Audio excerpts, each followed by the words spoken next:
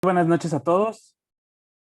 Muchas gracias nuevamente por acompañarnos en esta nueva sesión clínica de CIDBI, en donde vamos a abordar el tema de medicina preventiva enfocadas principalmente en las vacunas contra la COVID-19. Agradeciendo nuevamente la participación de todos ustedes, les presento a nuestros ya conocidos panelistas, miembros de CIDBI. Tenemos a la doctora Norma Matías, al doctor Edgar Pérez Barragán y al doctor Miguel Castruita. Y como parte de los panelistas de GCK tenemos al doctor Marco Banda y al doctor Cristian Reinaga. Entonces vamos a hablar en un tema bastante novedoso. Ya sabemos que todos pues seguimos hablando de la COVID-19, pero justamente las vacunas es algo que nos ha generado muchas dudas, ¿no? No solamente en la comunidad médica, sino en la comunidad en general, ¿no? La comunidad no médica, los civiles o la gente que está tratando de buscar la vacunación, pues genera muchas dudas, ¿no? Y esas dudas nos abordan a nosotros como médicos de atención primaria y pues tenemos que buscar información acerca de cómo resolver estas dudas. Entonces, hay muchas páginas, hay mucha información acerca del seguimiento, ¿no? De los tracks que le llaman acerca de la vacuna contra COVID-19. Y la realidad es que han existido muchísimas vacunas que han alcanzado diferentes fases de los estudios para lograr la autorización. En un estudio, en una investigación que se publica en el New York Times, han diversas vacunas han estado evaluadas durante diferentes fases y a la fecha tenemos 8 vacunas aprobadas en más de 3 países. Sin embargo, si nos vamos a revisar información en diferentes países que probablemente están alejados del mapa para nosotros, siendo en esta región de Occidente ¿no? y la predominancia que tenemos y la influencia que tenemos de Estados Unidos, pero en realidad es que alrededor mundial existen por lo menos 20 vacunas aprobadas en al menos un país, ¿no? Cada país ha desarrollado sus diferentes estudios y fases de investigación y han logrado crear una vacuna que siguen todavía en investigación, de las cuales muchas desconocemos a veces el porcentaje de eficacia. Pero para términos de este lado del continente, tenemos por lo menos 8 vacunas aprobadas para su uso, ¿no? De los cuales se han logrado y posicionar diferentes vacunas aquí en México y de las cuales pues, nos hemos logrado beneficiar. Incluso de estas vacunas autorizadas, 5 han sido abandonadas después de los ensayos clínicos porque no lograron demostrar una eficacia como lo marcan la comunidad internacional. Es cierto que parte y lo vamos a hablar más adelante, de la duda, ¿no? El tener la duda acerca de la vacunación, es el tiempo en el que se desarrollaron estas vacunas, ¿no? Un tema muy frecuente es decir, es que estas vacunas no están probadas, las vacunas fueron desarrolladas muy rápidamente, la mayoría de las vacunas han logrado estar desarrolladas en 5, 10 o incluso más años. Sin embargo, es importante tomar en cuenta el contexto en el que vivimos actualmente, ¿no? Parte de lo que nosotros hablamos durante los diferentes foros en estas sesiones es que pues la globalización, ¿no? Los viajes y toda esta tecnología logró que el COVID-19 se dispersara y se lograra una pandemia. Pero tenemos que ver el lado positivo de esto. Es que vivir en el 2021 nos permite tener acceso a diferentes tecnologías y a diferentes formas de comunicación que han logrado desarrollar un tiempo récord en el desarrollo de las vacunas. Y es gracias al compromiso mundial como COVAX, ¿no? Esta organización que se encarga de regular la aprobación de las vacunas y tiene injerencia en gobiernos y en organizaciones no gubernamentales y laboratorios privados. Tener las bases de datos abiertas y la tecnología actual nos ha permitido desarrollar vacunas como las vacunas basadas en mRNA y que han logrado estar en un tiempo récord. Entonces, dentro de todo lo malo que ha sido la COVID-19, pues esperemos que este tiempo récord de desarrollo de vacunas se pueda ver impactado posteriormente en la aprobación de diferentes vacunas para otras enfermedades. Entonces, tenemos que por lo menos hay 8 vacunas que son las líderes en las aplicaciones en diferentes partes del mundo, y de las cuales 7 han sido aprobadas en México. De las vacunas que han sido aprobadas en México, tenemos diferentes tecnologías, ¿no? Tenemos desde las vacunas mRNA, las vacunas basadas en vectores como adenovirus y las vacunas inactivadas. Y vamos a hablar un poquito de cada una de ellas más adelante. Entonces, Afortunadamente tenemos la oportunidad de tener diferentes vacunas disponibles en nuestro país. Probablemente en las dosificaciones, en el número de vacunación podamos estar un poquito inconformes, pero eso vamos a hablar incluso más adelante. Entonces, México, pues nos hemos visto beneficiados de diferentes tecnologías y de vacunas que han probado tener una eficacia, y de eso vamos a hablar un poco más adelante. Y basado justo en esto, yo quiero hacerle una pregunta al panel, y es una pregunta abierta. Para ustedes, panelistas, ¿cómo debería ser la vacuna ideal contra COVID-19? ¿No? Tenemos la experiencia de diferentes vacunas que se aplican en la infancia, vacunas que se aplican en los adultos, pero si nosotros queremos desarrollar una vacuna contra la COVID-19, ¿qué es lo que estamos buscando? ¿Qué es lo que tenemos que buscar en estas vacunas? Y dejo la pregunta abierta a nuestros panelistas para que nos puedan apoyar con sus respuestas. Hola, si quieres yo puedo empezar, Carlos, soy Marco. Sí, claro que sí, doctor. Adelante. Gracias. Bueno, en realidad, pues obviamente cuando nos enfrentamos por primera vez a esta nueva enfermedad, pues básicamente lo que nos interesaba era cortar la mortalidad, ¿no? Y después los desenlaces más graves, ¿no? El internamiento en terapia intensiva y desenlaces con complicaciones crónicas que vemos asociadas a la atención. Entonces, las vacunas, pues como quisiera hacer una vacuna ideal, tendría que tener una actividad esterilizante, ¿no? Que no solamente tuviera estos desenlaces negativos como la mortalidad o la progresión, sino que previniera la infección. Y eso es algo que pues esperamos en casi todas las vacunas, pero es muy difícil que se pueda alcanzar porque obviamente pues no, la inmunidad de cada individuo es diferente, hay muchos factores que influyen para que las vacunas no tengan esta actividad.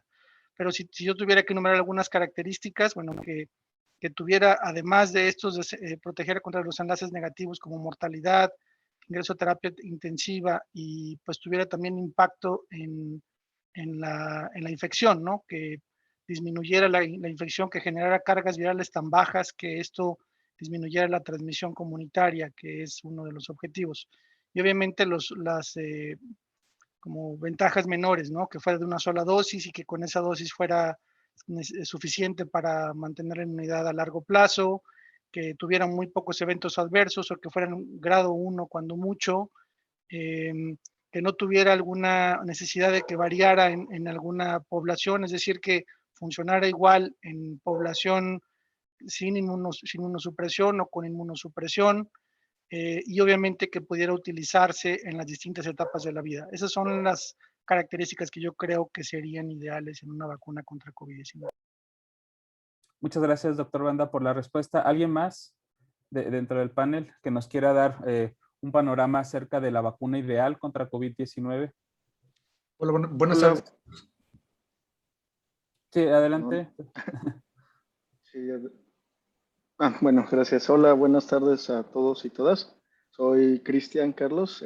Bueno, antes que nada, muchas gracias por la invitación a este foro. Y bueno, quisiera agregar algo a lo que comenta Marco, que creo que son puntos bastante importantes, pero me gustaría enfocarme en la cuestión práctica. Creo que una vacuna ideal es una vacuna que se debe adaptar al sistema de vacunación de un país como el de nosotros, en el que contamos, por ejemplo, con una red de frío que está limitada.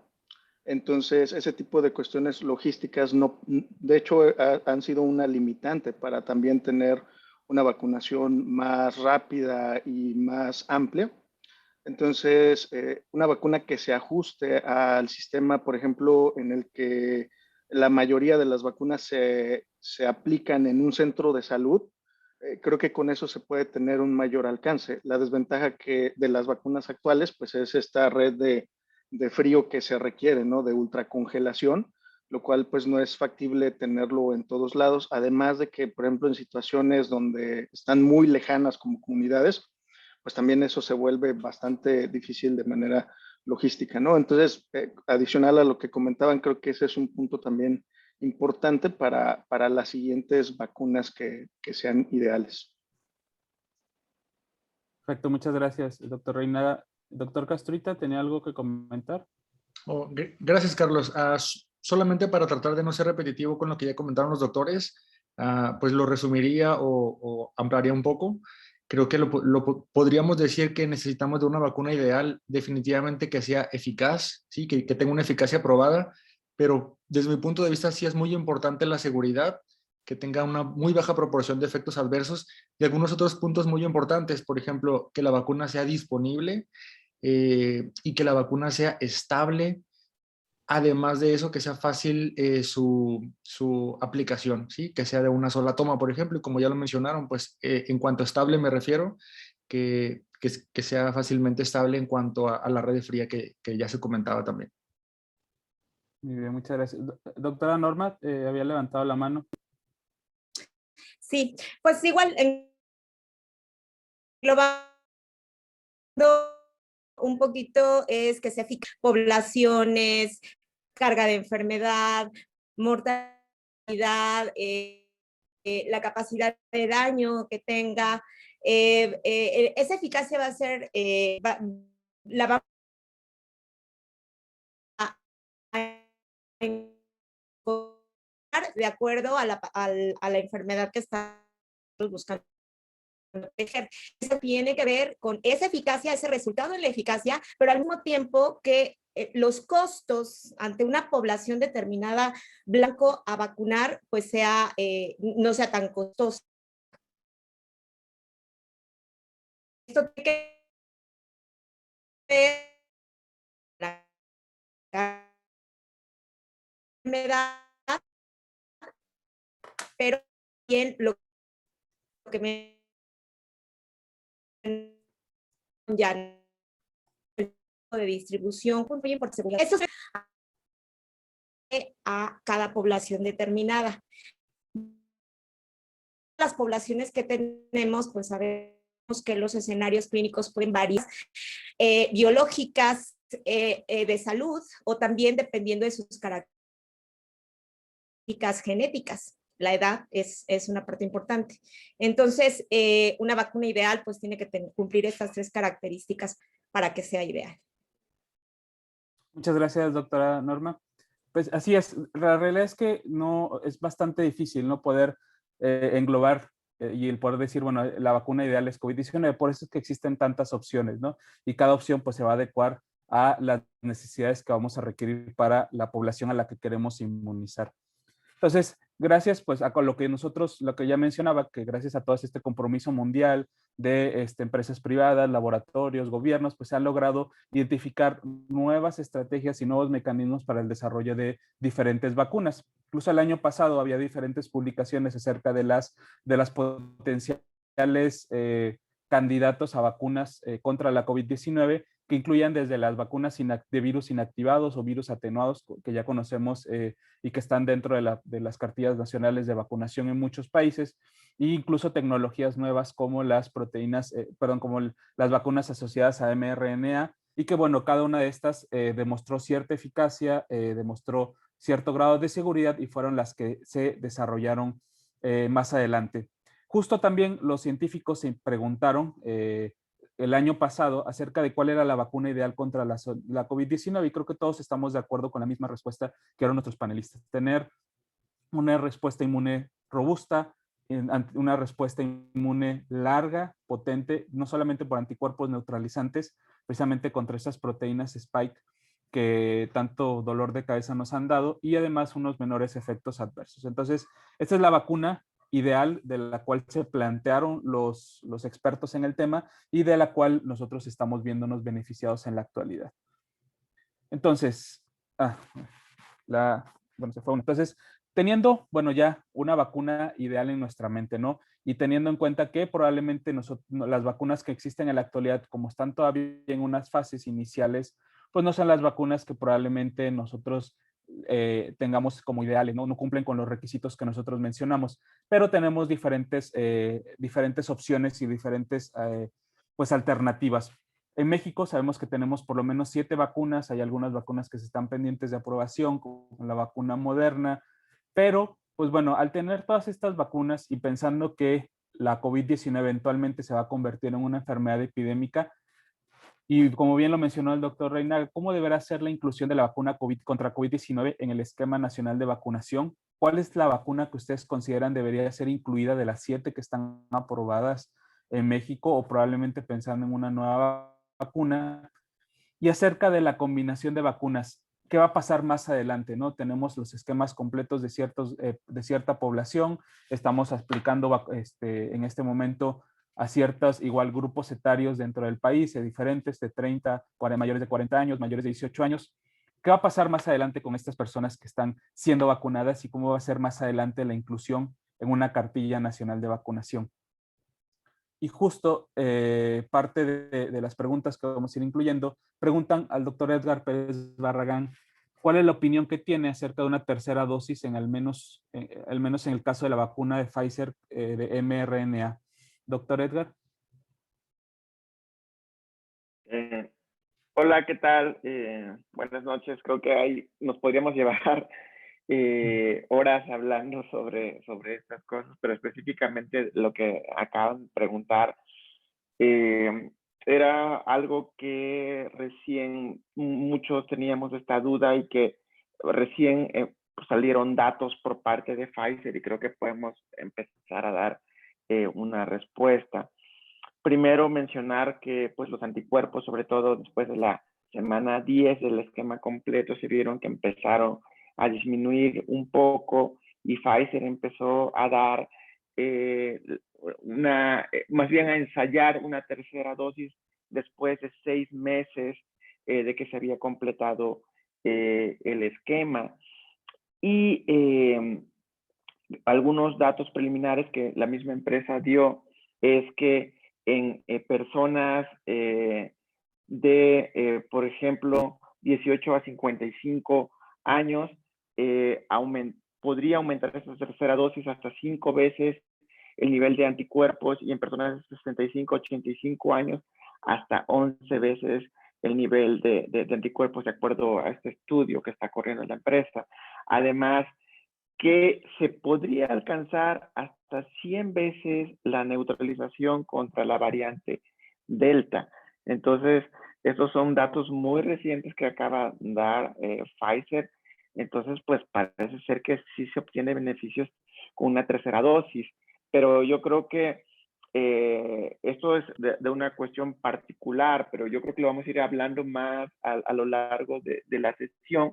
Una cosa es una protección individual y otra cosa es la inmunidad colectiva que todos considero que la inmunidad colectiva que la vayamos logrando aumentará el control de la pandemia versus una mayor protección individual, pero esto lo vamos a ir hablando más adelante, pero específicamente para esta pregunta es esto lo que acabo de comentar. Bien, muchas gracias, doctor Edgar. Hay diferentes preguntas para los panelistas. Vamos a ir respondiéndolas conforme vayamos avanzando en el tema. ¿Alguien más que quiera responder a esta pregunta? ¿Cuál creen que debería ser la vacuna agregada al Sistema Nacional de Vacunación de las 7 aprobadas en México? Sí, yo. Bueno, el primer punto es que aunque hay una postura de una posibilidad en una tercera dosis, no hay no está bien definido. Desde el primer punto es que aún a estas alturas, y aunque se ha planteado mucho acerca de los anticuerpos neutralizantes, no hay un correlato de protección específico. También sabemos que hay muchos estudios que se están realizando en relación a que son básicos, de investigación básica, en relación a la protección a largo plazo. Proponen incluso en la Universidad de Washington que es posible que no sea necesaria una siguiente dosis. Todo esto no está claro porque es necesario, como ya también bien comentó el doctor Pérez, es necesario esperar estudios de eficacia clínica porque efectivamente no es lo mismo la protección individual que la protección a grupo o la protección en una población determinada porque los objetivos son diferentes. Cuando nosotros vacunamos, como en este caso, a una población abierta, el objetivo principal es cortar la circulación endémica del microorganismo y eso se logra con un porcentaje determinado y puede lograrse incluso con cualquiera de las vacunas, siempre y cuando alcances porcentajes de vacunados esperados dependiendo de la eficacia de cada vacuna. Cuando nosotros nos vamos de manera individual, ahí ya cambia el asunto. Pero incluso también hay estudios que han establecido que la inmunidad que se produce por vacunas es mucho más robusta, genera más memoria y muy probablemente a más largo plazo que aquellos que tuvieron incluso enfermedad natural, contrario a lo que sabemos que ocurre con otras enfermedades. La enfermedad natural habitualmente te lleva a una inmunidad más robusta. Aquí no, aquí y tiene mucho que ver con el diseño de las vacunas. Entonces, hay quienes plantean que es posible que no sea una siguiente dosis. Sin embargo, no está definido aún si se necesite o no una siguiente dosis, un refuerzo. El otro punto es que probablemente muchos de nosotros vamos a tener refuerzos naturales, los boosters naturales. ¿Por qué? Porque nos vamos a estar enfrentando a la infección pues, conforme pase el tiempo, ¿no? Que bueno, afortunadamente vamos a estar protegidos, espero. Muy bien, muchas gracias, doctora Norma. Bueno, entonces, precisamente justo, así como mencionaba el doctor Eder, la doctora Norma, no es lo mismo, ¿no? La vacunación individual que la vacunación en masa, ¿no? La protección que se tiene que buscar y justo para evitar la propagación de cepas que están mutando precisamente porque están encontrando personas que siguen teniendo cero inmunidad, ¿no? Contra el SARS-CoV-2. Entonces, estas variantes van a seguir apareciendo hasta que se logre por completo o bueno, tener un porcentaje adecuado de protección a nivel poblacional. Y justo, bueno, estas son las vacunas que han sido aprobadas en México. Ya mencionamos que hay diferentes tipos de vacunas, desde las vacunas inactivadas, las vacunas basadas en vectores virales o las vacunas mRNA. Y justo hablando sobre la combinación, y justo los panelistas tenían varias preguntas acerca de esto, sobre la combinación de diferentes vacunas como Pfizer o con AstraZeneca, Pfizer y Moderna. Hay dos estudios que han investigado la combinación de posibles vacunas, combinación de Oxford-AstraZeneca, que es una vacuna de vector de adenovirus, y la vacuna Pfizer como vacuna mRNA. Hay dos estudios, uno en España y el otro en Reino Unido. El estudio que se realizó en España, hicieron un estudio en donde personas que recibieron la primera dosis de vacuna con vacuna de AstraZeneca y que posteriormente fueron aleatorizados para recibir la segunda dosis de Pfizer, encontraron que la segunda dosis sí indujo una respuesta inmune robusta sin el desarrollo de efectos adversos graves. Es un estudio que sigue todavía evaluando la seguridad, pero por lo menos en esta respuesta inmunológica de lo que reportan, no ha habido eventos adversos graves. Otro segundo estudio en Reino Unido fue la misma combinación, primera dosis de una misma vacuna, ya sea AstraZeneca o la de Pfizer, y recibiendo una segunda dosis, ya sea de la misma vacuna que se aplicaron al inicio o una combinación o la vacuna distinta a la que hayan recibido al inicio, teniendo 4 grupos distintos. Sin embargo, lo que observaron es que al combinar las vacunas tuvieron una mayor reactogenicidad y un mayor número de efectos adversos que los pacientes que recibieron la misma vacuna en las 2 dosis. Entonces todavía es algo que se está investigando, no hay nada escrito, no hay nada recomendado, pero hasta el momento la recomendación es la no combinación de vacunas hasta que se tenga una mayor investigación acerca de esto. Muy bien, ¿alguien que tenga algo más que aportar acerca de la combinación de vacunas? Creo que mencionaba el doctor Antonio Mata que si es necesaria la tercera dosis, además de que las personas continúan haciendo neumonías con 2 dosis y 0.1% fallecen a pesar de estar vacunados. Entonces, en realidad, las combinaciones, alguien del panel que quiera contestar, ¿qué podemos esperar de las posibles combinaciones que se están haciendo y de la farmacovigilancia, ¿no? Aquí en México, pues, tenemos diferentes casos, ¿no? Personas que están aplicando. No sé si alguno de ustedes ha tenido experiencia, no solamente en las preguntas, ¿no? Sino en realmente personas que han ido a recibir una primer dosis, pero en realidad es su segunda vacuna, ya sea porque se aplicaron una por pertenecer a un grupo especial, por ejemplo, los maestros, o porque hayan acudido, por ejemplo, a Estados Unidos a recibir una dosis de la vacuna y aquí en México, por el grupo de edad, hayan recibido su primer dosis de otra vacuna distinta. ¿Alguien tiene experiencia sobre esto? ¿Ha recibido algún paciente así?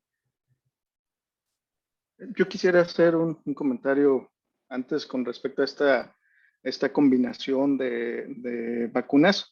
Creo que este mecanismo de combinarlas es, siguiendo el mecanismo de acción de las vacunas, es bastante bueno, con el objetivo de incrementar la respuesta inmunológica, ¿no? De hecho, es parte de lo que presumían con la vacuna de Sputnik, el tener dos vectores diferentes. Con eso justificaban de que había una respuesta, una potenciación de esa respuesta inmunológica. Entonces, más o menos el mismo mecanismo del que hablan en estas publicaciones que muestras, porque si bien se ha descrito que las vacunas de RNA mensajero pudieran tener una mayor respuesta inmunológica porque también actúan sobre o estimulan la respuesta del complejo mayor de histocompatibilidad, lo cual aparentemente no lo hace una con vector, porque al ser la célula quien produce esta proteína a través del ARN mensajero, estimula esta producción del complejo mayor de histocompatibilidad. Sin embargo, aquí lo que se busca es mezclar estos mecanismos de acción para tener una mayor producción de anticuerpos y obviamente tener una respuesta también más duradera y más potente, ¿no? Entonces, probablemente más adelante sí sea una buena estrategia el hacer esta combinación. Ahora es importante ver que aquí lo que se estaba haciendo es poner 2 dosis de una y poner un refuerzo a los 12 meses de otra. No era intercambiar las vacunas, porque esa duda también siempre ha existido, ¿no? Durante esta etapa de vacunación, si se pueden intercambiar, y la realidad es que al menos los CDC no es algo que recomienden, pero hay situaciones donde se tienen que hacer o se van a tener que hacer. Por ejemplo, en Estados Unidos son diferentes las vacunas que están aprobadas por la FDA. Aquí hay otras que aprobó COFEPRIS. Un ejemplo puede ser, por ejemplo, CanSino. CanSino no está aprobada por FDA y las personas que tengan que ir a Estados Unidos probablemente van a tener que vacunarse con otra vacuna para tener ese registro de una vacunación aprobada por la FDA, ¿no? Entonces yo creo que es algo que vamos a ver frecuentemente y que también debemos de saber que es una situación que se puede realizar, ¿no? Muy bien, gracias, doctor Reina. Doctora Norma. Sí, nada más. El primer punto es que, como bien dijo doctor Carlos, no hay intercambiabilidad hasta este momento. Uno de estos estudios lo que evaluó es Astra, otro grupo Astra-Pfizer y otro grupo Pfizer-Pfizer. Y lo que se identificó es que cuando Astra es una eficacia menor que Astra-Pfizer. Pero igual, Astra-Pfizer, la eficacia fue igual que Pfizer-Pfizer. Esto quiere decir que no es que incremente la eficacia, sino que Pfizer, por decirlo de alguna manera, potencia el efecto o la sensibilización que hizo la primera dosis de Astra. Entonces, eso fue lo que se ve en el estudio, por eso aparentemente hay una potenciación de la protección, pero la realidad es que cuando se comparó con Pfizer no fue mejor. Algo que hace rato comentaron y que se me olvidó decir, Pfizer lo que comenta es que hay una elevación de 10 veces los anticuerpos cuando se pone una tercera dosis, pero no han mostrado esos resultados, no han emitido un documento oficial para ello. Entonces, por eso es que la postura sigue siendo solo 2 dosis, idealmente no combinar, y lo que, ¿cómo se pronuncia, por ejemplo, Itza, ante esto? Es que si es emergencia y hay que combinar vacunas, lo que recomendamos es que la segunda dosis sea con una vacuna de RNA mensajero, si es que hay que combinarlas por el momento. Y esto sí es emergencia. Si no es una emergencia porque sea necesario combinar, lo ideal es poner las 2 dosis como están recomendadas hasta este momento por el fabricante. Solo comentar algo respecto a lo que dice la doctora Norma. Efectivamente, y que no se vaya a malinterpretar lo que estamos comentando de decir que en este panel estamos recomendando una tercera dosis de Pfizer y mañana van a correr a buscar esto. No, estos son datos que Pfizer mostró, o sea, en sus datos oficiales de ellos, pero esto no pone una postura todavía de los organismos nacionales o internacionales que recomienden una tercera dosis. De hecho, hace un par de semanas, si no me equivoco, Pfizer dijo a la FDA le proponía la posibilidad de una tercera dosis y la FDA dijo no, o sea, todavía no, y no es una recomendación, solo aclarar muy bien este punto. Tenemos estos datos, pero no, eso no es sinónimo de que pónganse una tercera dosis. Gracias, gracias Edgar, por aclarar. Tenemos a 2 manos levantadas de los participantes. Voy a darle la palabra a José Israel Mendoza Vargas. No sé si estaba conectado su micrófono. Adelante, Josué.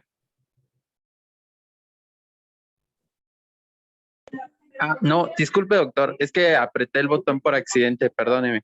No te preocupes. Muchas gracias. Tenemos diferentes preguntas acerca de esta combinación de vacunas. Yo creo que todos hemos tenido por lo menos algún conocido, algún paciente que nos ha preguntado acerca de esto. Bueno, ya todos bajaron la mano. Hay otras preguntas acerca, bueno, ya respondimos la administración de vacunas diferentes, la combinación de Pfizer y Moderna. Efectivamente, la recomendación es que vayamos de acuerdo a lo que van recomendando nuestras autoridades, ¿no? Pues las vacunas, las administraciones, ¿no? Todas estas investigaciones y las decisiones de las vacunas pues, tienen bases científicas y bases en evidencia científica. Entonces, yo creo que esa es la recomendación actual. La doctora Alicia menciona que cuánto tiempo se recomienda poner un segundo tipo de vacuna para los que se vacunen con Novavax y tengan que ir a Europa. Al parecer no dejan viajar con una vacuna de este tipo. Bueno, en realidad es que, así como mencionó la doctora, si es una emergencia se puede vacunar, pero si no es una emergencia, y yo creo que viajar a Europa no lo es, al menos por lo menos de vacaciones no es una emergencia, eventualmente, y vamos a ver más adelante este tema de por qué la Organización Mundial de la Salud y ciertos países europeos no han aprobado las vacunas como el Novavax o incluso vacunas de China o de Rusia para para la aplicación. Doctor Castelo, viajar a Europa urge. Bueno, tal vez para algún congreso, ¿verdad? Pero bueno, vamos a seguir más adelante para no perder más tiempo. Vamos a hablar acerca de las vacunas mRNA, ¿no? Que son las vacunas más novedosas. Existen diferentes beneficios, diferentes riesgos potenciales. Hay estudios que todavía siguen y han avanzado hacia adelante observando una buena generación de anticuerpos, una buena eficacia, incluso con grados de reactogenicidad bastante bajos. ¿Algunos de ustedes tienen alguna consideración sobre el mayor beneficio y un riesgo potencial? ¿Creen que las vacunas mRNA van a ser la solución y van a ser las que van a reinar de aquí en adelante en la aplicación de la protección contra la COVID-19? Si quieres, yo tomo esta parte, Carlos. Soy Marco. Claro, bueno, sí. en realidad no estoy seguro si las vacunas mRNA van a dominar esta parte. En realidad, todas las vacunas que tenemos hasta ahora tienen bastante buena eficacia y margen de seguridad. De hecho, lo que mencionaban hace rato en la pregunta me pareció muy importante. La farmacovigilancia que se está llevando en otros países mucho más estrecha de lo que estamos haciendo acá. Y como mencionaron, efectivamente ha habido pues incluso colegas que se han vacunado con 2 vacunas distintas, ya sea porque tuvieron la oportunidad de vacunarse al principio de la pandemia, porque viajaron a Estados Unidos y después regresaron y acá les tocó otra vez por edad. En fin, y estos, bueno, son situaciones que en mayor o menor medida no se han documentado como pues eventos adversos, si es que los hubo. Particularmente las vacunas de RNA, yo creo que los beneficios claramente superan a los riesgos. Las pocas complicaciones que se han documentado son la miocarditis, particularmente en hombres jóvenes. Apenas lo que ha documentado Estados Unidos a través del CDC son 1,200 casos de miocarditis. Si no me equivoco, son casi 296 millones de dosis de vacunas aplicadas RNA. Entonces, ustedes perfectamente, ya han discutido a lo largo del curso cuáles son las complicaciones de COVID-19 en las personas no vacunadas. Y bueno, esta estrategia de vacunación claramente supera el riesgo de estos pacientes que han tenido miocarditis. Entiendo que la mayoría se ha recuperado sin ningún problema. Yo creo que aquí el riesgo de miocarditis es básicamente muy bajo y sería despreciable en comparación con el beneficio que tiene. Muy bien, muchas gracias, doctor Marco. Hay una pregunta aquí de Augusto Rojas Martínez acerca de la diferencia en la producción del antígeno que se presenta al sistema inmune entre las vacunas mRNA y las vacunas de adenovirus. Si existe una diferencia entre los mecanismos de presentación de antígeno con la participación del complejo mayor de histocompatibilidad.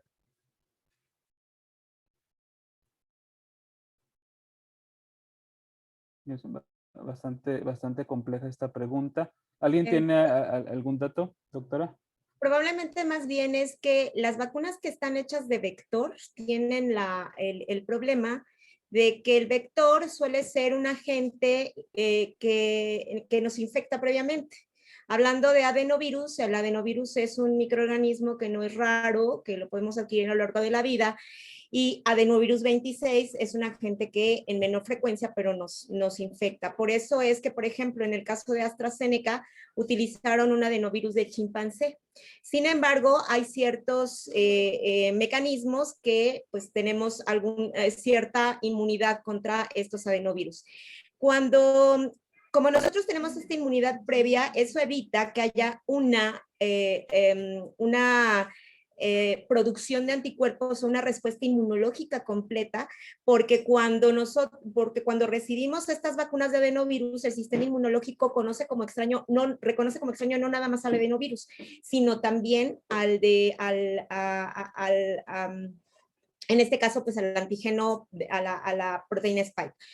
Entonces, tiene que hacer su respuesta inmunológica contra ambos, y esta es la razón por la cual puede haber un evento en disminución en la respuesta inmune contra la proteína spike. Muy bien, muchas gracias, doctora Norma. Me gustaría complementar el comentario de la doctora Norma. Sí, de hecho, esto tiene también que ver con el tipo de vectores, ¿no? Con los adenovirus. Adenovirus 6 y adenovirus 5, que son los que más se están usando, bueno, el 5 sobre todo y el 26 en Sputnik, son adenovirus humanos. Entonces, en teoría, pareciera que pudiera haber cierta respuesta cruzada de otros adenovirus humanos que ya ha reconocido o que ya han infectado previamente al humano. Entonces, pareciera que esa respuesta no va a ser tan buena desde el punto de vista inmunológico, porque ya hay inmunidad cruzada. No es lo mismo un antígeno nuevo a algo que ya conoces, la respuesta es diferente. Y también algo que mencionaba hace rato es acerca de las RNA mensajero, es que como el RNA va en la partícula lipídica, va encapsulado en una partícula lipídica, entra a la célula y inmediatamente es traducida por el ribosoma. Entonces utiliza el mismo ribosoma de la célula y produce la proteína, la misma célula hospedera. Entonces parece que las vías inflamatorias, bueno, las vías de activación inmunológica son un poco diferentes y que incluye también esto al complejo mayor de histocompatibilidad. Pero esa es como la teoría de la respuesta, ¿no? Porque si nos vamos ya a la eficacia, pues la realidad, como ya lo han mencionado todos, pues es muy similar. Sí, y solo nada más complementar esto que menciona el doctor Reinaga, que pues esta activación del complejo mayor de histocompatibilidad, pues nos favorecería también una respuesta celular mediada por células T también, ¿no? Y que podría ayudar en esta respuesta. Bien, muchas gracias. Excelente respuesta a todos los panelistas. Vamos a continuar porque todavía hay un poquito de temas más a abarcar. Bueno, tenemos a estas dos vacunas mRNA contra SARS-CoV-2, la famosa vacuna Pfizer y la vacuna Moderna. Ambas vacunas han sido probadas en mayores de 18 años. la vacuna Pfizer recientemente fue aprobada por la FDA en Estados Unidos para mayores de 12 años y tienen una prevención cercana arriba del 90% para la prevención del COVID-19 sintomático, y incluso los casos graves reportados en estos estudios han sido de pocos, ¿no? En comparación con los pacientes que han recibido los casos de las vacunas y la aplicación. Lo que sí es claro es que la eficacia es bastante importante, ¿no? En estos estudios de eficacia de la vacuna Pfizer, que es la que nos vamos a enfocar debido a que es la que están aplicando en nuestro país, pues es que la diferencia en la aplicación y la incidencia acumulada de COVID-19 después de la primera dosis, pues se aleja completamente disminuye completamente la comparación versus placebo, ¿no? E incluso entre la segunda dosis, los casos de COVID-19 son mucho menores entre más tiempo pase después de la aplicación de la vacuna. La seguridad, que eso es también parte importante de lo que ya mencionamos de la vacuna de COVID-19 ideal. La seguridad y los eventos adversos son principalmente locales, que es el sitio de dolor el sitio de dolor en el sitio de aplicación, algún poco de eritema, inflamación. Esto no es tan diferente entre grupos de edad. Los mayores de 55 años son los mismos efectos reportados, pero sí se ve una diferencia versus el placebo en cuanto a la aplicación. Los eventos adversos sistémicos principalmente son fatiga, dolor muscular. Hay poca fiebre reportada, ¿no? En comparación de otras vacunas, de otro tipo de vacunas. Entonces, los eventos sistémicos, incluso después de la primera dosis, no son tan preocupantes en la aplicación de las vacunas mRNA, ya sea en las personas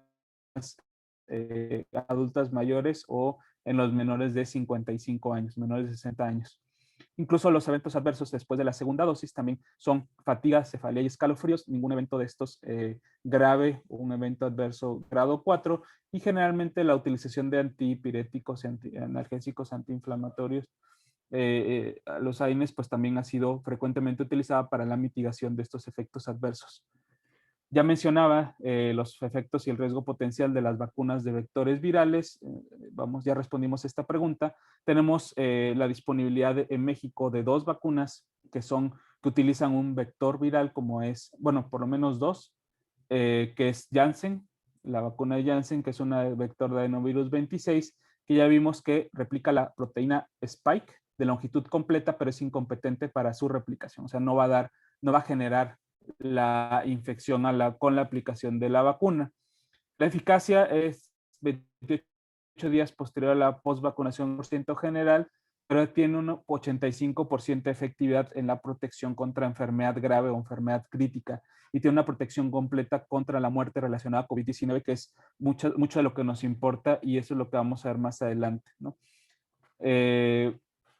La producción de anticuerpos neutralizantes después de la primera dosis para el día 30 es mayor al 88%, tiene una respuesta de anticuerpos neutralizantes bastante robusta y es similar en los grupos etarios, ¿no? Un poquito más reducida en los mayores de 65 años, pero igual son una producción de anticuerpos que tiene una protección importante.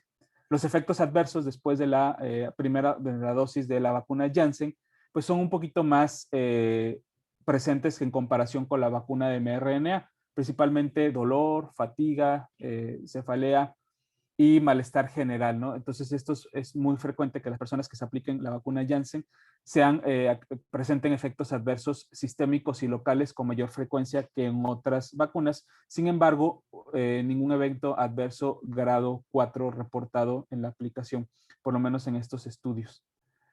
La vacuna de AstraZeneca, que tiene un vector de adenovirus de chimpancé que expresa la proteína S, también igual hay diferentes estudios que han evaluado la efectividad, y la respuesta a anticuerpos es del 62% después de la primera dosis y un 100% después de la segunda dosis al día 56. Esos anticuerpos completamente inhiben los efectos citopáticos de la SARS-CoV-2. Entonces, esta vacuna se ha evaluado que tiene una protección, una generación de anticuerpos bastante importante, y esos anticuerpos neutralizantes son robustos. Y que además la eficacia se ha demostrado que tiene una eficacia general del 70.4% para la prevención de la COVID-19 y para la prevención de la muerte causada por SARS-CoV-2.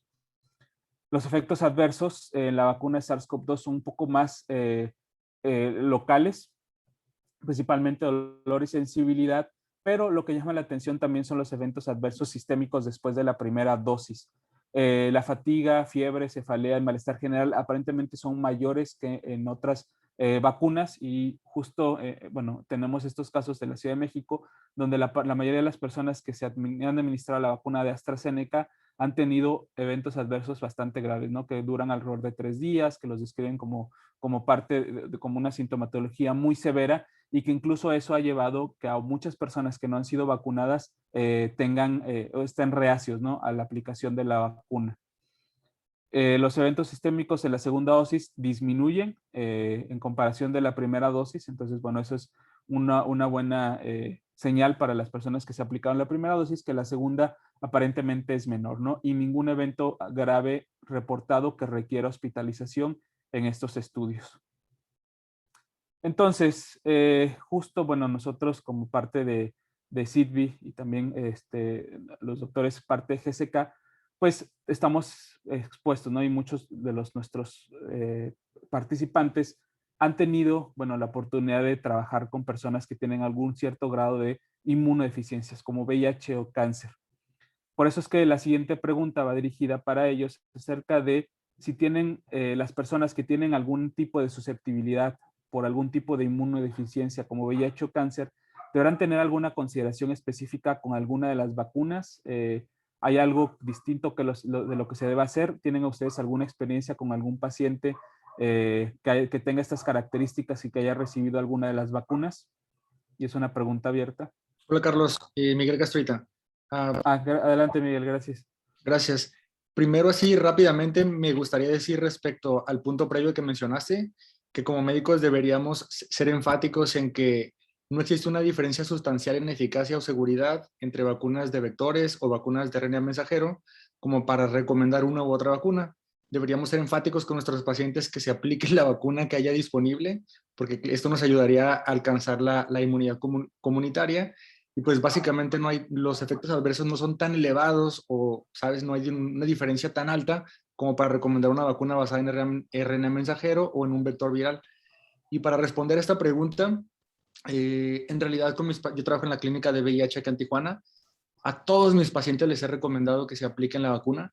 Si bien en el paciente con VIH tenemos por ahí una consideración cuando hay menos de 200 CD4, pero no porque haya mayor efectos adversos con la vacuna, sino porque no estamos seguros si se vaya a generar la inmunidad necesaria.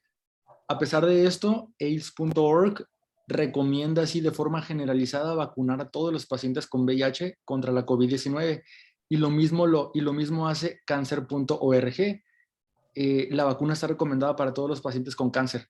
Entonces, si resumiera de alguna forma, porque tenemos que individualizar cada caso, pero si resumiera de alguna forma, no hay contraindicación. El cáncer o el VIH no es contraindicación para vacunar a un paciente contra SARS-CoV-2. Y muchas gracias, Miguel. ¿Alguien más que tenga alguna experiencia con este tipo de pacientes? Sí, yo Justo, perdón. Adelante. Breve. Me quisiera sumar al comentario del doctor Castruita y hacer énfasis en que la recomendación es la misma, ¿no? Para este tipo de pacientes con comorbilidades, ya sea inmunosuprimidos, etcétera. Por el momento, la recomendación es la misma que para la población general. Lo que no sabemos es que probablemente, a lo mejor más adelante cambie, pero la realidad es que la recomendación ahorita es vacunar a la mayor parte de la población.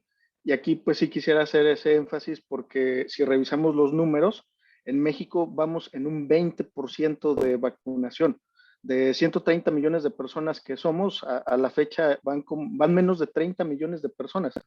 Entonces, ¿cómo vamos a estar pensando en terceras dosis o más dosis si ni siquiera nos hemos vacunado ni la... Bueno, no me incluyo porque ya me vacuné, pero para generalizar, si ni siquiera se ha vacunado la mayor parte de la población, ¿no?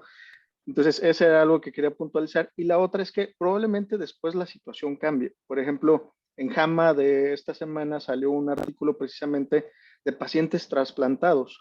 donde después de la segunda dosis tenían anticuerpos muy bajitos. Pero ¿cuánto es bajito? La realidad es que tampoco sabemos. Ahí utilizaron un punto de corte de 50 unidades arbitrarias, pero no sabemos si ese es el punto de corte o si ese va a ser. Utilizaron una prueba de Abbott, tampoco está estandarizada, entonces tampoco podemos decir que esa va a ser la prueba que se va a utilizar. Y lo que vieron cuando les dieron una tercera dosis fue que sí hubo un incremento en la producción de estos anticuerpos y aparentemente pues eso incrementa la protección. Sin embargo, no es algo estandarizado. A lo mejor más adelante tendremos la posibilidad de tener una prueba estandarizada para medir anticuerpos, como a veces lo hacemos con hepatitis B y VIH, ¿no? Que si no tiene el número límite de anticuerpos, lo podemos revacunar. Pero ahorita a estas alturas no podemos hablar de eso todavía. Quizá en pacientes inmunosuprimidos la situación cambie, pues yo creo que unos años más adelante, ¿no? Cuando terminemos de vacunarnos todos. Complementando un poquito con esto, creo que el punto es la respuesta inmunológica en estos contextos. Pero al igual que dice el doctor Castruita, ahorita la recomendación es vacúnense. Tal vez aquí el punto es que no van a generar toda esta respuesta que esperaríamos en una persona que no tendría este efecto en inmunocompromiso. Por ejemplo, el doctor Mata comenta en el chat que las personas con anti-CD20 pues no van a generar esta inmunogenicidad. En el paciente específico con cáncer, sí algunos tratamientos o algún otro tipo de enfermedades reumatológicas que tienen, por ejemplo, anti-CD20, pues valdría la pena o que van a recibir quimioterapia que se pudiesen vacunar previo a recibir estas terapias siempre y cuando pues sea posible para que todavía el sistema inmunológico tenga esta inmunogenicidad y esperemos tener una mayor respuesta. Pero ahorita, aún en estos contextos, la recomendación es vacúnense. Así es, muchas gracias, Edgar. Y sí, hay estudios que se han hecho en poblaciones específicas. Por ejemplo, este estudio de la vacuna de AstraZeneca en personas que viven con VIH es que la vacunación en este grupo de personas, la producción de anticuerpos neutralizantes pues era significativamente mayor que las personas que no recibían esta vacuna, independientemente del nivel de carga viral. Las personas tenían en promedio una carga viral indetectable, pero algunas personas de este estudio no lograban la indetectabilidad. Entonces también eso es independiente en la aplicación de la vacuna. Igual otro tipo de personas, como mencionaba el doctor Reina acerca de la aplicación de vacunas en pacientes que han recibido trasplantes de órgano sólido, los pacientes que han recibido anti-CD20, por ejemplo, que aparentemente pues la producción de anticuerpos está disminuida, se está hablando de una tercera dosis, pero aquí viene el primer tema que ya hablamos acerca de que no es lo mismo la vacunación individual, sino la vacunación colectiva, ¿no? Y parte de esta inmunidad de rebaño que se está tratando de alcanzar pues es que las personas que tienen un sistema inmunológico robusto se vacunen para cortar la transmisión del virus y proteger a estas personas que están con una inmunodeficiencia y les están impidiendo que puedan recibir una vacuna o desarrollar anticuerpos de manera efectiva.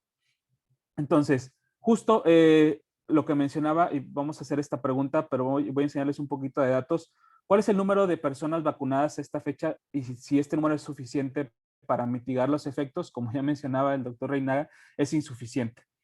De acuerdo a datos proporcionados por el gobierno federal y datos que han recolectado diferentes organizaciones internacionales, en México, para el 23 de julio, solamente el 18% de la población ha recibido la vacuna en sus completas dosis, ya sea una sola dosis o las dos dosis, y el 14% ha recibido solamente una dosis. Entonces, 23.6 millones de personas son pues una parte muy mínima de vacunas y entonces esto es suficiente para alcanzar la inmunidad de rebaño. En estudios que se hicieron el año pasado acerca de qué tan suficiente, y lo mencionó la doctora Norma al inicio, qué es necesario para alcanzar la inmunidad de rebaño, pues va a depender de la eficacia de la vacuna y de la proporción de vacunas, de proporción de personas que estén vacunadas. Y esto es muy claro, ¿no? Las personas que están vacunadas van a disminuir la transmisión, van a cortar la transmisión a personas que son susceptibles o que son personas que están con un sistema inmunológico adecuado, y se va a disminuir la tasa de transmisión, ¿no? Y esto es porque el SARS-CoV-2 tiene un número reproductivo básico que está alrededor de 2.5 o 3.5, que es muy similar al de influenza, y se estima que, por lo menos en Estados Unidos, porque no hay estudios aquí en México, acerca de la estimación necesaria de vacunados es de 60 al 72%. Entonces, nosotros en México tenemos un 18% de personas vacunadas, entonces, ¿no? Estamos muy lejos todavía de alcanzar la inmunidad de rebaño, como bien mencionaban, para pensar en una tercera dosis o pensar de que tengo que viajar y me van a autorizar o no la vacuna. De hecho, el estudio que les mencionaba es del 2020, y en este año, pues, hay estudios que son más pesimistas acerca de lograr la inmunidad de rebaño, ¿no? ¿En qué momento podemos lograr regresar a la inmunidad, a la normalidad, perdón? Entonces, hay 5 razones que nos da este estudio publicado en la revista Nature acerca de por qué la inmunidad de rebaño es probablemente, perdón, imposible de alcanzar. Y es que son factores asociados a las vacunas, pero también son factores políticos, ¿no? La distribución de las vacunas ya sabemos que es inequitativo, no todos los países están recibiendo las vacunas, por eso hay países que están desarrollando sus propias vacunas. Las nuevas variantes van a cambiar la ecuación de la inmunidad, y esto va determinado porque las personas no se están vacunando suficientemente. La cuestión de la inmunidad aún todavía es incierto, saber si la inmunidad de la vacuna va a durar para siempre, y que justo la vacunación va a cambiar el comportamiento humano acerca de, pues, estas personas que son antivacunas y que están en contra de la vacunación, ¿no? Ya sea por cuestiones religiosas o principios, incluso en agendas políticas, ¿no? En Estados Unidos es un poquito más claro de esto, y hay muchas personas que no se quieren vacunar porque creen que es una agenda demócrata, ¿no? Son personas que son republicanas y piensan que es una agenda demócrata y por eso no se vacunan, ¿no? Y esto, pues bueno, viene a meter política en un tema de salud pública que no debería de estar sucediendo. Entonces, ahora, una de las preguntas que nos han estado haciendo mucho en el panel, ¿qué hay acerca de estas otras vacunas? ¿Cuál es el sesgo? ¿Por qué hay un sesgo y hay esta preocupación, miedo, desinformación acerca de las otras vacunas que se aplican en México, principalmente aquellas que fueron aprobadas en China y en Rusia? ¿Qué atribuyen el sesgo no solamente en la población general, sino también en los médicos? ¿Por qué le tenemos miedo o estamos un poquito reacios a la aplicación de este tipo de vacunas? ¿Alguien en el panel que nos quiera responder?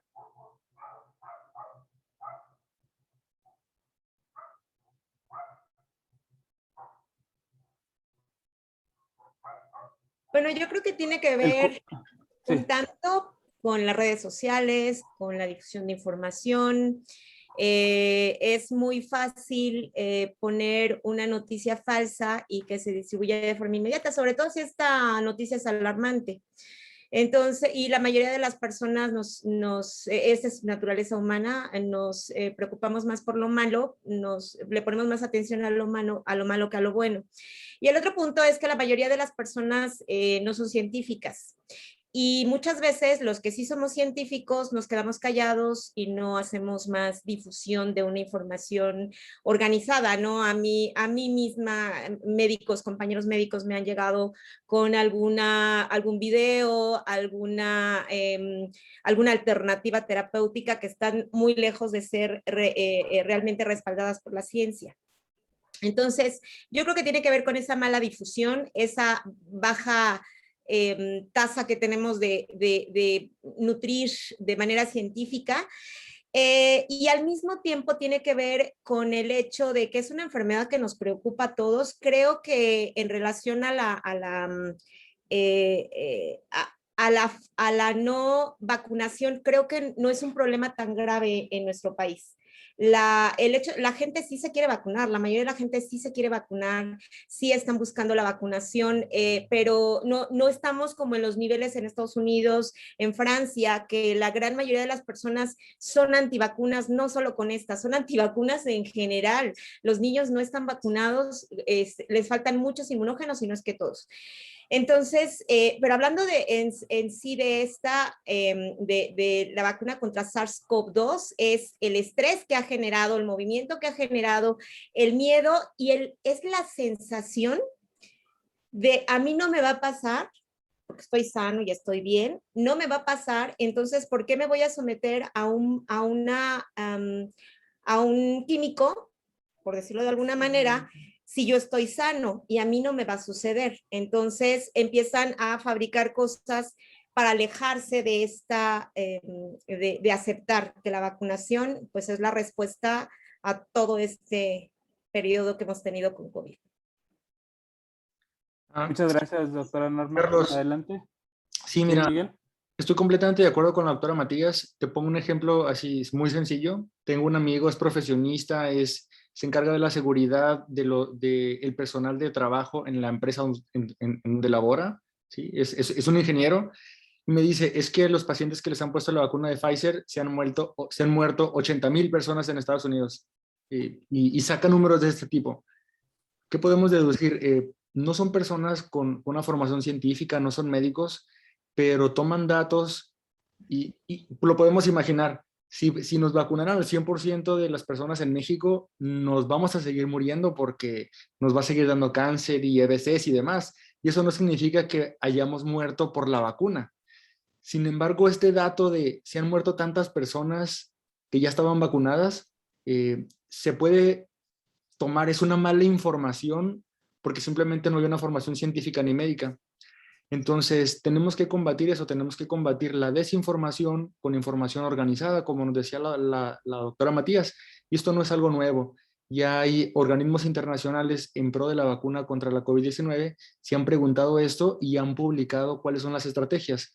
Lo que nos resta es informar, pero de una forma con cierta tolerancia, generando confianza a los pacientes. No podemos mostrarnos de una forma con regaños o intolerantes o, ¿sabes?, de una forma hostil o tratando de obligar a la población. Al contrario, lo que nos toca hacer es generar confianza a la gente, a la población en general, resolver las dudas para que decidan vacunarse por sí mismos. Así es. Muchas gracias, Miguel. Y en realidad, las vacunas, por ejemplo, CanSino, Sputnik, ¿no? Sinovac, pues son vacunas que han demostrado una eficacia, ¿no?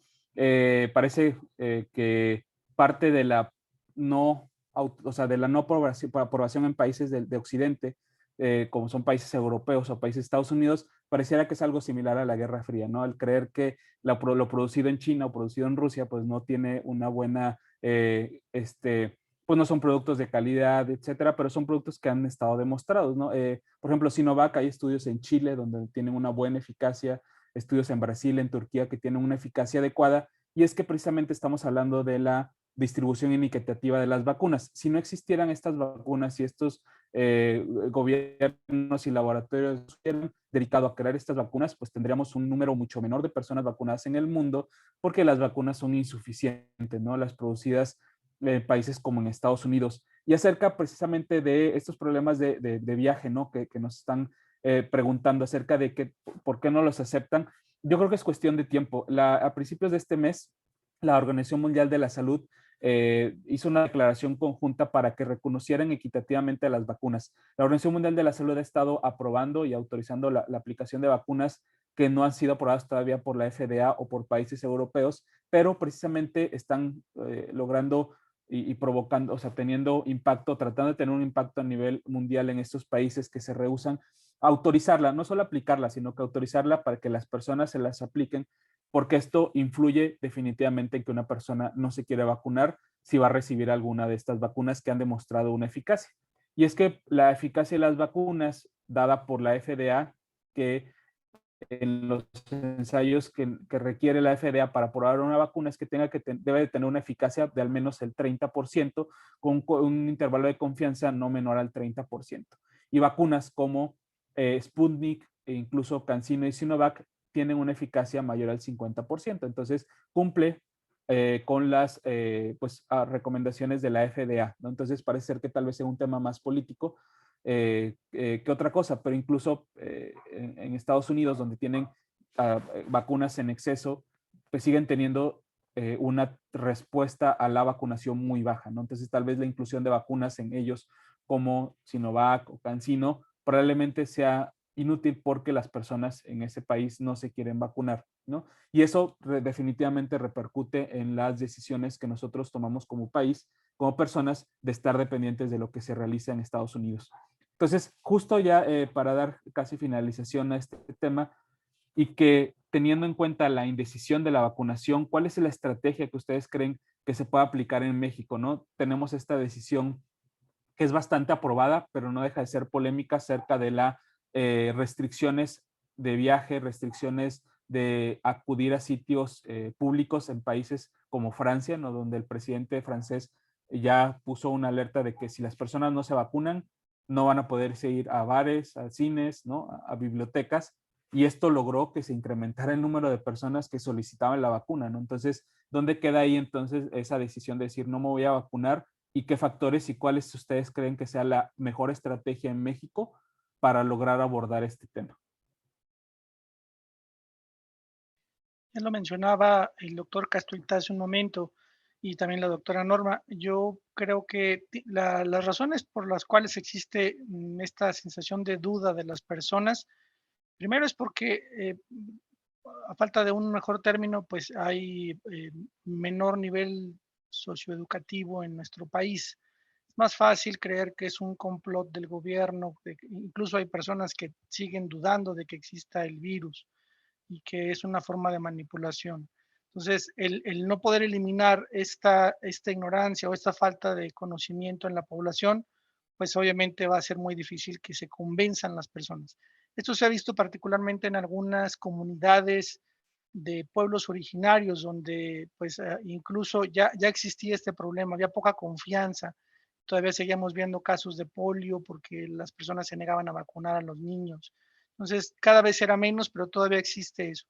Y obviamente está también estos casos que mencionaba el doctor Castro ahorita, que incluso personas con un nivel universitario, incluso más alto, se rehusaban a participar en esta forma científica o de comunicar o de discutir.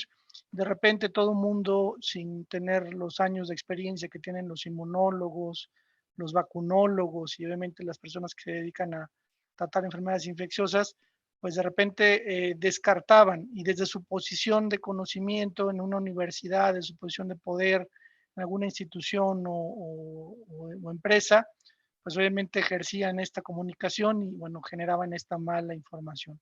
Hay una estrategia que ya está bien establecida de parte de la CDC y creo que puede funcionar en México, y ya mencionaba algunos puntos el doctor Castruita. Decía que obviamente que hay que fortalecer a los líderes, no solamente en la familia, sino en la comunidad y en las organizaciones para hacerlos como campeones de vacunación. En Estados Unidos los epidemiólogos dicen que cada persona tendría que convencer por lo menos a 2 de manera obligada de irse a vacunar ese día y al día siguiente otros 2 y así, ¿no? Si convencemos a 2 personas que vayan a vacunarse cada día, obviamente podremos cerrar más pronto la brecha.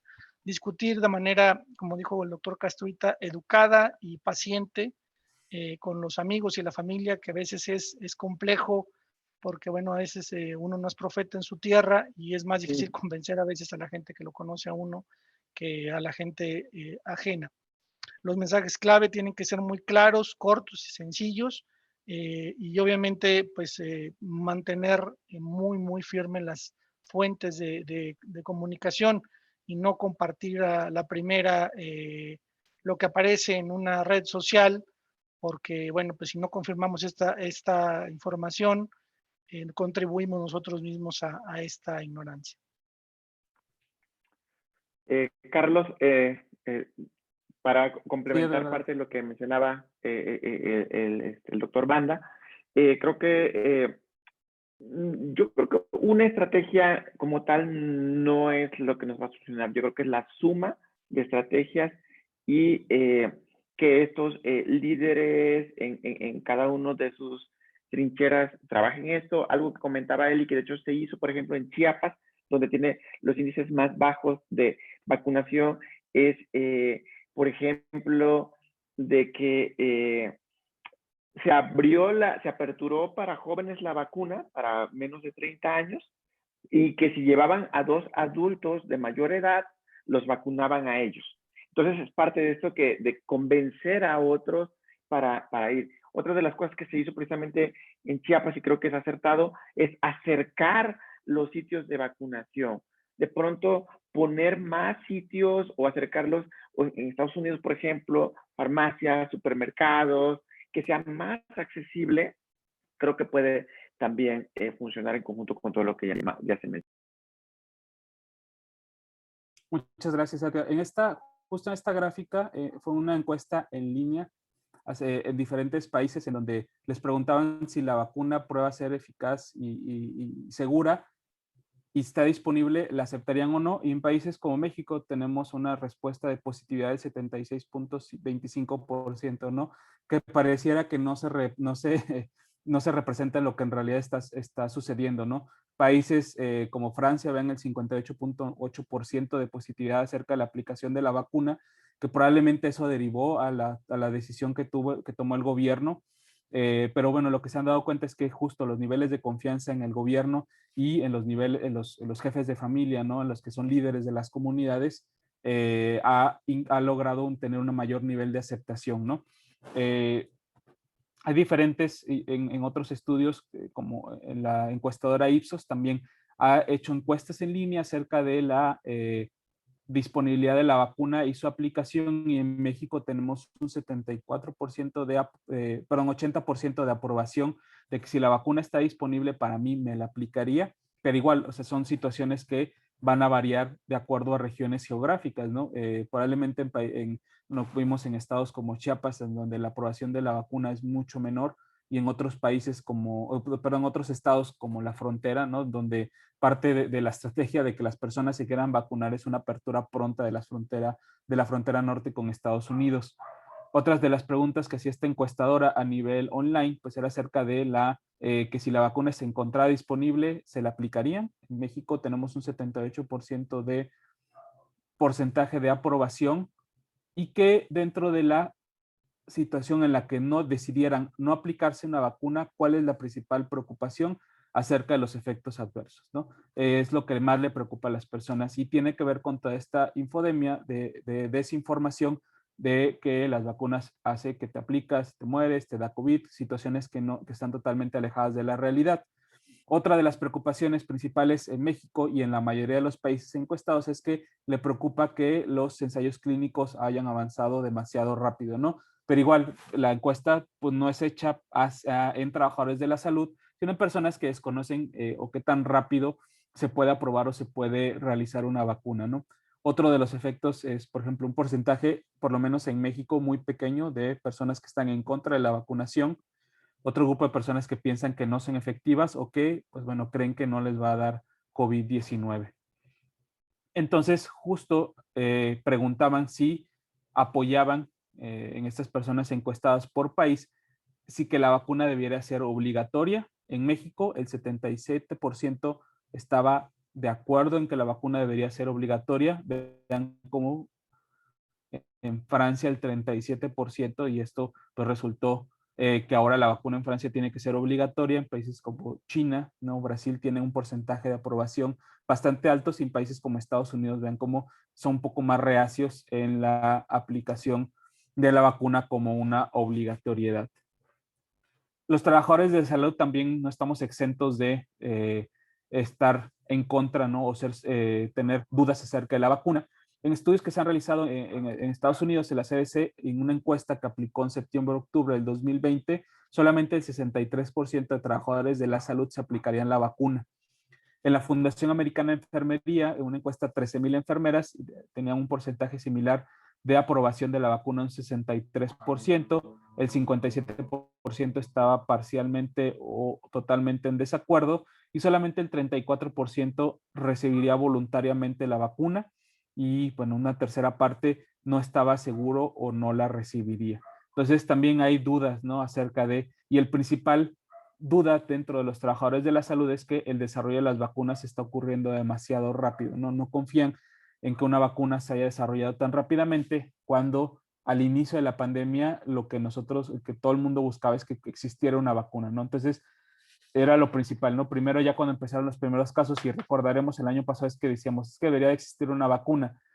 Me acuerdo que al principio de la pandemia decían, pues es que probablemente pasen 5 años, porque eso es lo que más o menos tarda en aprobarse las vacunas, ¿no? La vacuna de influenza tardó mucho tiempo en desarrollarse, y ahora que tenemos la vacuna, pues están estas dudas acerca de querérsela aplicar incluso en trabajadores de la salud. Pocos han recibido información y eso es bastante importante porque también tanto líderes de sociedad, los médicos debemos de tomar este papel como líderes en nuestras comunidades acerca de recibir nosotros la suficiente información acerca de la seguridad de la vacuna y poder transmitirla a nuestros pacientes y a las personas a las que estamos influenciando, ¿no? Incluso hay dudas en esta pregunta en trabajadores de la salud acerca de la aprobación de los ensayos clínicos, de la malinformación acerca del desarrollo de la vacuna.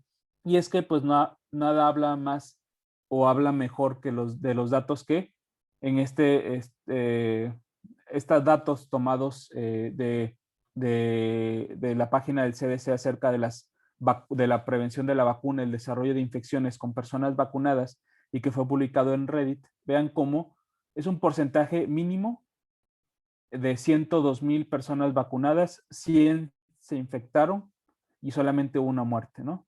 Y vean cómo la diferencia en colores, aparentemente no estamos enfocándonos en esto, pero no estamos viendo, estamos enfocándonos, perdón, esto, pero no estamos viendo esto acerca de que hay una diferencia en que si de 102,000 personas que no han sido vacunadas, 1,603 se hospitalizaron y 417 muertes ocurrieron, ¿no? Y no estamos hablando solamente de números, sino de personas que van a tener familias que van a dejar atrás y que son familias que nadie está pensando en el impacto que tiene la muerte de un familiar que fallece por COVID-19. Y por último, vamos a hablar de conclusiones. ¿Algo más que quieran agregar acerca de la vacunación? Hay preguntas aquí acerca de que se quieren vacunar, pero no llega el biológico. ¿Qué nos podrían agregar como conclusiones acerca de la vacuna contra el COVID-19?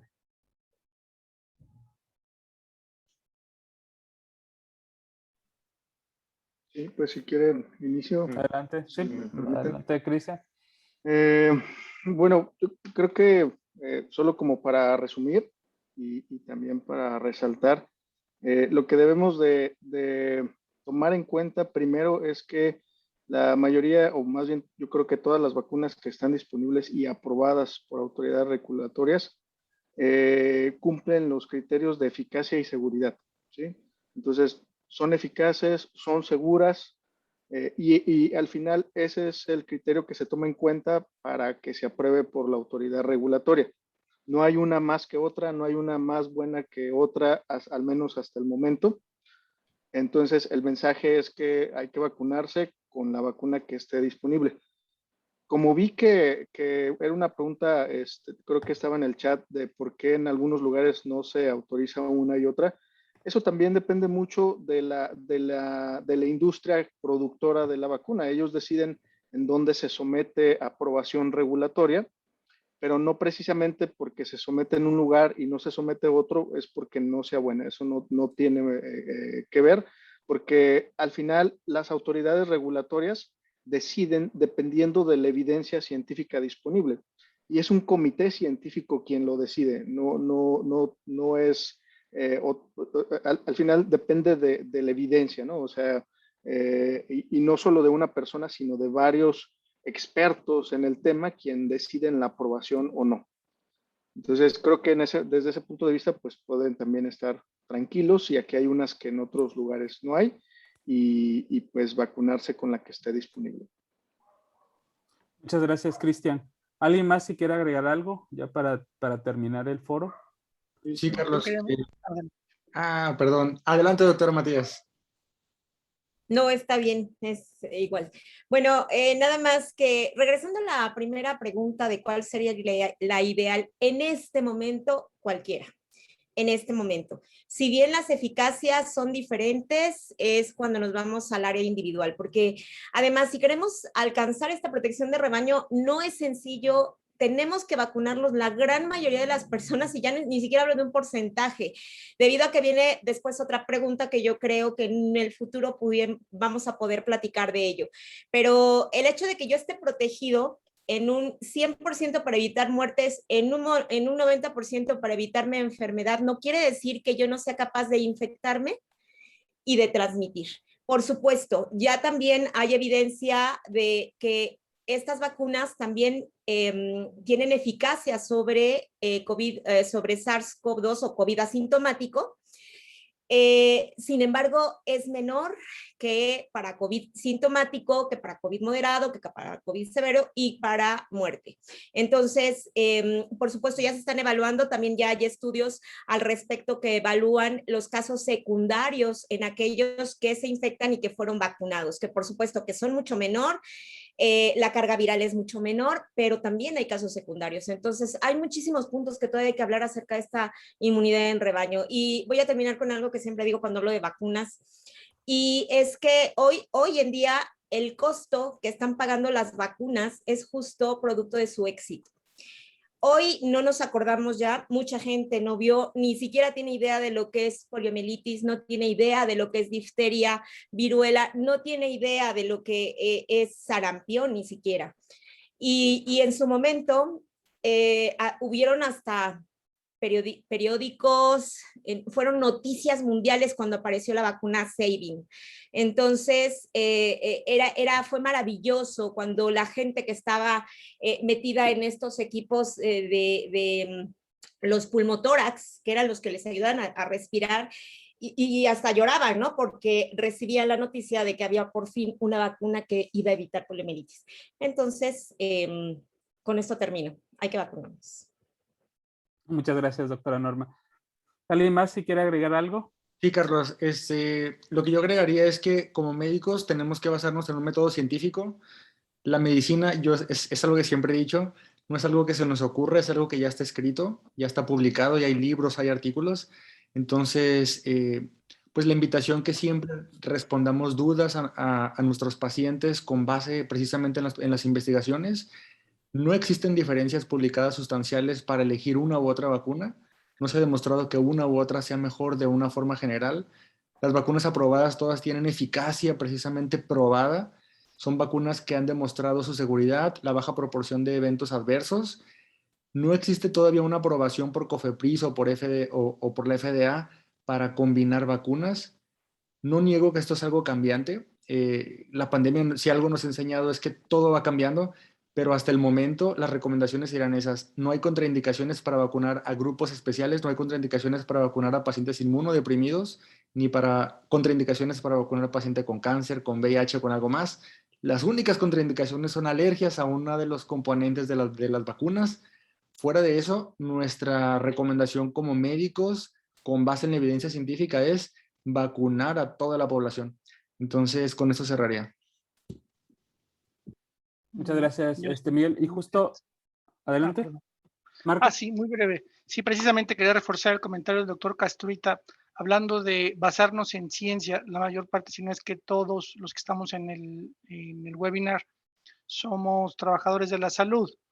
Y hoy precisamente se publicó en el New England Journal of Medicine este artículo llamado COVID Breakthrough Infections in Vaccinated Healthcare Workers. Son un estudio de Israel donde se evaluaron las infecciones que se presentaban en trabajadores de la salud con vacunación completa, las 2 dosis de Pfizer. Y solamente hubo 39 trabajadores con infecciones en 11,400 personas que estaban vacunadas, trabajadores de la salud. De estas, tuvieron mayor parte infección asintomática, algunos presintomática. Sin embargo, estos trabajadores sí se los documentó mediante PCR partes de la proteína de la nucleocápside, lo que quiere decir que en algún momento de su infección, estos 39, muy poquitos, el 0.4% apenas, fueron infectantes, es decir, pudieron haber transmitido la infección. Lo que rastrearon de estos casos es que de donde consideran ellos que hubo el paciente fuente, son personas no vacunadas, algún miembro de la familia que no se había podido vacunar por alguna razón, y la población pediátrica. Entonces, yo quisiera cerrar con este mensaje, que los trabajadores de la salud con un esquema completo, básicamente no van a tener un desenlace fatal o complicado. Probablemente hay algunos casos que ya de algunos tenemos conocimiento en los que puede haber infecciones, pero en ese sentido, como vamos a seguir expuestos a personas con el virus, pues podemos estar un poco más tranquilos. Ok, yo, Carlos, ya también para Sí. cerrar, creo Gracias. que el mensaje es fuerte, es vacúnense, no importa cuál sea la marca, no quieran acaparar ahorita dosis, lo que importa es la vacunación comunitaria, alcanzar la inmunidad colectiva. Todos queremos que se acabe esta pandemia, pero siendo realistas, esto está muy activo el día de hoy en México, todavía continuará. Las vacunas son un pilar muy importante para el control de estas, pero desafortunadamente tendremos COVID para un rato y necesitamos seguir preparándonos, actualizándonos, y parte de esa intención a través de CIDBI es este curso. Así que estén muy atentos de las redes sociales. La segunda parte de este curso, hoy termina la primera parte, pero la segunda parte comenzará en agosto. Así que estén muy atentos, tenemos mucho que aprender. Desafortunadamente, todavía, como menciono, tendremos COVID-19 para rato, así que estén muy atentos para que todos aprendamos. Gracias. Muchísimas gracias, Edgar. Pues bueno, para ya no quitarles el tiempo a nuestros panelistas, quiero agradecer a todos y cada uno de ustedes por la participación, a nuestros participantes. Muchas gracias por su atención en esta primera parte del curso y pues agradecemos la confianza depositada en CIDBI. Muchas gracias a GSK por participar con nosotros en esta difusión científica, y pues en realidad estamos en la primera parte, esperemos que ya la última del COVID-19, ¿no? Entonces, esperemos que ya las siguientes semanas, los siguientes meses, en la siguiente información científica, pues sea con mucho mejor, con una mejor visión acerca de la finalización de esta pandemia. Agradeciendo nuevamente a todos ustedes, estamos a sus órdenes en nuestras redes sociales, acerca de dudas y preguntas, y pues muchas gracias a todos ustedes. Muchas gracias. Un gusto. Hasta Hasta luego. luego. Buenas Gracias. noches. Buenas noches. Muchas gracias, excelente noche a todos y todas. Hasta luego. Gracias.